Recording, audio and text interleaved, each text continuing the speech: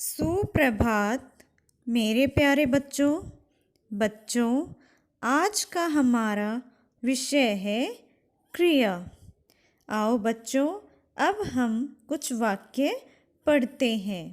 जैसे मोर नाच रहा है, बच्चे खेल रहे हैं, नदी बह रही है, सूरज उदय हो रहा है, राम दौड़ रहा है। बच्चों, इन वाक्यों में नाचना, खेलना, उदय होना, बहना, दौड़ना ये शब्द कार्य को दिखा रहे हैं, अर्थात वाक्य में क्या कार्य किया जा रहा है। बच्चों, कुछ कार्य खुद से होते हैं और कुछ कार्य हमें करने पड़ते हैं। आओ बच्चों, पहले हम क्रिया की परिभाषा समझते हैं। जब किसी कार्य का करना या होना पाया जाए तो उसे क्रिया कहते हैं। बच्चों, कार्य का करना या होना दोनों ही अलग अलग बातें हैं। सबसे पहले कार्य का करना क्या होता है? कार्य का करना अर्थात जो कार्य हम स्वयं करते हैं उसे हम कार्य का करना कहते हैं। जैसे बच्चे पढ़ रहे हैं, बच्चे खेल रहे हैं, राम दौड़ रहा है। यह सब कार्य का करना है, अर्थात वह कार्य जिसे मनुष्य करते हैं वह कार्य का करना होता है। अब कार्य का होना क्या होता है? अर्थात जो कार्य स्वयं होते हैं, जैसे कि नदी का बहना, हम नदी को बहने के लिए नहीं कह सकते। नदी अपनी मर्जी से अपनी दिशा में बहती है। सूर्य का उदय होना व अस्त होना, फूलों का खिलना, नदियों का बहना, यह सब कार्य स्वयं अपनी मर्जी से प्रकृति के अनुसार होते हैं।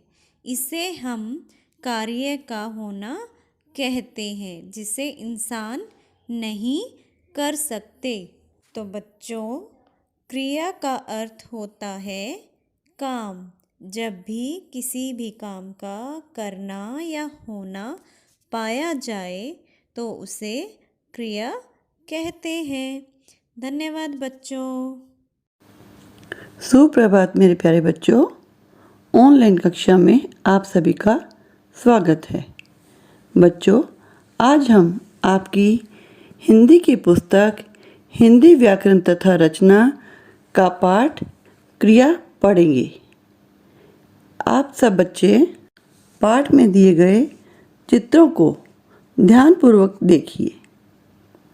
सात्विक खाना खा रहा है, सूर्य उदय हो रहा है, नेहा दौड़ रही है, नदी बह रही है, धोबी कपड़े धो रहा है, माँ खाना बना रही है। इन चित्रों में आपने देखा कि कुछ कार्य किए जा रहे हैं और कुछ अपने आप हो रहे हैं। कार्य का करना या होना ही क्रिया कहलाता है। देखिए, अब सबसे पहला चित्र है। इसमें सात्विक एक लड़के का नाम है जो खाना खा रहा है। खाना बच्चे के द्वारा खाया जा रहा है।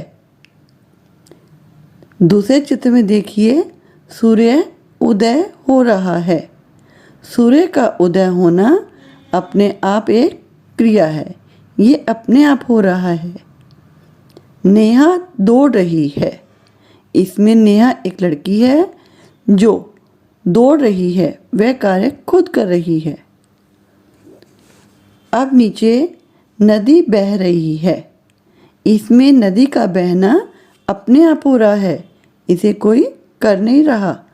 नदी अपने आप बहती रहती है, ये कार्य अपने आप हो रहा है। अगले चित्र में धोबी कपड़े धो रहा है।